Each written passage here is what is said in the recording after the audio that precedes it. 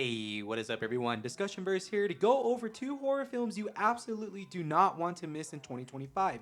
One of which I did go over in a recent video, though I wanted to make another video in order to go more in depth, especially because these two are looking to be some of the best horror movies for 2025, and I feel like more people should be aware of just how unique these do look, aside from all the other great movies that we have coming out for horror specifically. And before I get into it, this is your friendly reminder to smash that like button, subscribe to the channel, then turn on that notification bell so you never miss a new video. To kick things off, I'll be going over a new upcoming sports horror film. Yeah, sports horror, which is kind of unique on its own. Think Whiplash meets Get Out, but through a lens of fame, masculinity, and horror. This movie is titled HIM, which was previously going to be titled GOAT, and is a sports horror film produced by Monkey Paw Productions under Jordan Peele, and it's going to be directed by Justin Tipping. The film centers around a young up-and-coming football player who's invited to an elite training compound run by a dynasty team's aging quarterback. With this movie, we have Tyreek Withers starring as the young up-and-coming football player, while the aging quarterback will be played by none other than Marlon Wayans, marking his return to dark drama / serious roles since Requiem for a Dream. Wayans hasn't done a dramatic role like this since that movie, which, let's be real, was its own kind of horror, and now he's back in a way we haven't seen in decades. Wayans' character mentors the rookie, but it starts to feel less like mentorship and more like indoctrination. The teaser reveals unsettling imagery, demonic visions, ritualistic symbols, and a heartogram on a football field, highlighting the psychological and supernatural descent the main character that Tyreek Withers will play, and we are going to be watching his descent into madness. Meanwhile, Marlon Wayans' character Isaiah pressures him with the question towards the end of the trailer: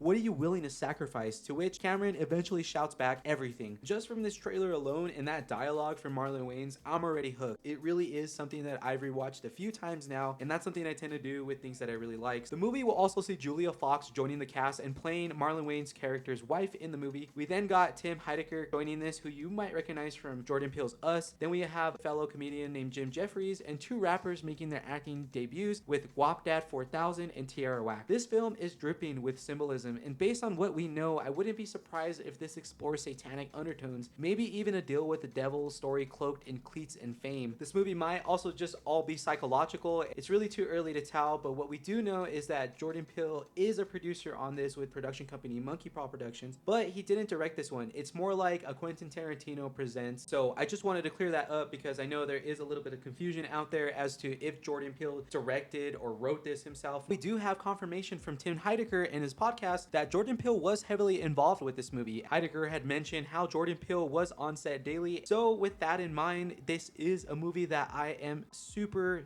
excited for and is high up on my list. Though we gotta talk about the very next movie that is sitting number 1 as my most anticipated horror film right now. Well, I guess I shouldn't say that because I have 2 number 1 anticipated horror movies, that being Bring Her Back coming out this May. There is a second anticipated movie for me in the horror genre, and that is going to be Zach Creggers Weapons, which is coming out later this year, coming from the twisted mind behind Barbarian. The name Zach Creggers should be familiar to you because he wrote and directed that film, which was his first film debut, and it just blew audiences away, and it was the most talked about film for quite a long time, and it still is. It really subverted the horror genre and kind of flipped it on its head to give something more fresh and exciting. Weapons is going to be set in the fictional town of Maybrook, and the premise is as follows.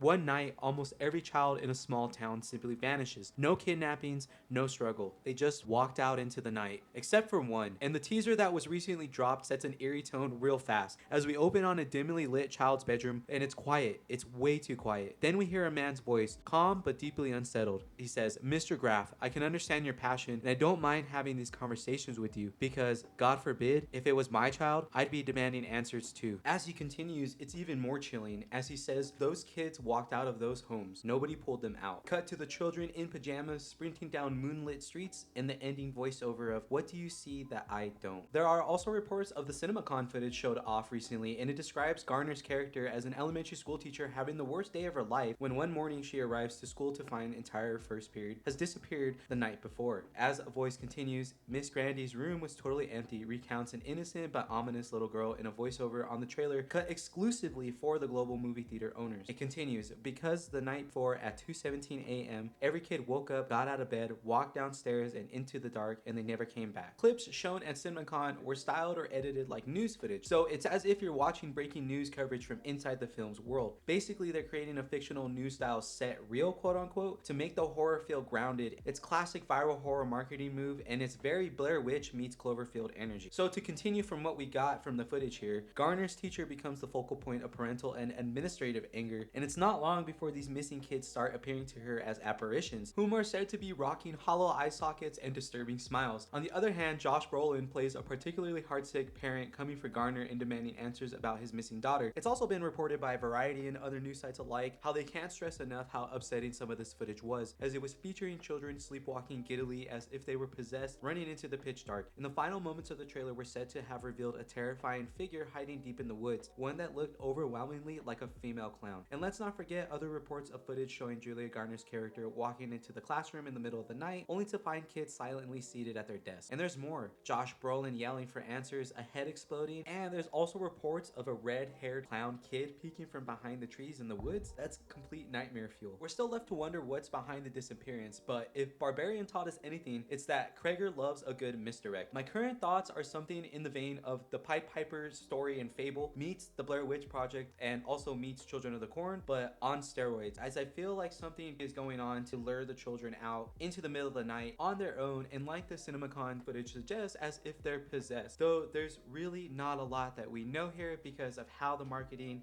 and how the teaser has been handled in being so cryptic, and it's very masterful, and I do applaud them for that, for not giving away a lot of the story details here, and it just builds up the hype really, really well. And let's not forget that the hype is well deserved because this film actually caused a full-on bidding war in Hollywood. Studios were literally reported to be throwing offers around sights unseen based on Zach Creggers' name alone, as he had just come off of Barbarian, film that cost under $5 million and grossed over $45 million globally. And with that kind of momentum, everyone wanted in on his next nightmare. Here is where it gets even more wild. When the script for Weapons finally hit the market on January 22nd, 2023, it sparked a 24-hour bidding frenzy, as studios were calling Creggers reps begging to be involved, but no one got a sneak peek until it was time. Even streaming giants, who usually dominate these types of races, got edged out, as this was an old school studio showdown. It's been confirmed that in the end, it came down to Universal Studios and Warner Brothers New Line Cinema, and after an intense overnight session, New Line emerged victorious by the next day, and the deal that they made, it's practically unheard of in today's Hollywood, as Zach Creggers walked away with an 8-figure payday, a guaranteed green light, final cut rights if test screenings meet the threshold, and a theatrical release guarantee, something streamers couldn't offer. The numbers behind the deal were reported to have doubled the entire budget of Barbarian, and it's a throwback to the kind of massive speculative bets that studios made in the pre-streaming era, and this shows just how much faith New Line has in Zach Creggers as a future cornerstone of horror. Richard Breener, New Line Cinema's president and CCO, put it best: Zach proved with Barbarian that he can create a visceral theatrical experience and that he commands every tool in the filmmaker's tool belt. The takeaway: this isn't just another horror release, this is actually a studio level horror event in the making, and the industry knows it. This is pretty crazy, but it actually does get even crazier, as the marketing for Weapons is pulling a total Blair Witch Project / Cloverfield style rollout, as there's fake websites, cryptic clues, and